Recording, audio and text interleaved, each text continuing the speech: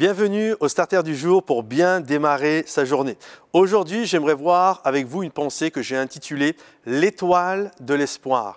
Dans cette semaine de Noël, un des symboles forts de Noël, c'est cette fameuse étoile que les mages ont vue. La Bible nous dit que les mages ont vu une étoile et ils sont venus de l'Orient pour venir adorer le roi des Juifs. Et cette étoile est vraiment un symbole d'espoir et aujourd'hui est considérée comme un symbole important de Noël. En règle générale, on le met fièrement en haut de son sapin de Noël. La plupart des sapins de Noël ont en haut une étoile qui a été mise et qui nous rappelle justement que cette étoile, un jour, a lui au milieu des ténèbres, qu'il y a un astre qui a brillé au milieu de l'obscurité.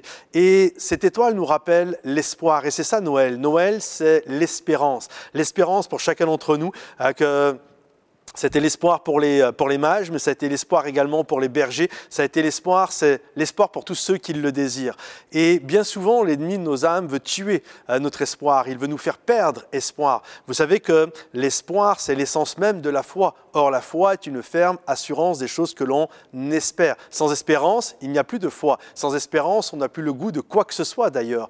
Et l'espérance est quelque chose de fort. C'est pourquoi Hérode a voulu tuer l'espoir. Il a voulu faire mourir Jésus lorsqu'il était enfant, mais il n'a pas pu tuer l'espoir. L'espoir a grandi, est né à Bethléem, a grandi à Nazareth et l'espoir a été parmi nous, il a enseigné, il nous a encouragés, l'espoir nous a montré la voie. Et même lorsque l'espoir a été mis sur le bois de la croix, c'est tout simplement pour anéantir le péché, l'injustice et la mort. Nul n'a pu arrêter l'espoir. Le tombeau a été vide. Alors qu'en cette période de Noël, nous puissions nous rappeler, pas juste un symbole en haut d'un sapin, d'une étoile, mais de nous souvenir que cette étoile était le symbole d'un espoir qui annonçait la venue de Jésus et le changement pour nos vies, que nous puissions aller de l'avant, que nous puissions redémarrer, que nous puissions repartir à zéro et vraiment saisir tout ce que le Seigneur a pour nous en réserve et en cadeau.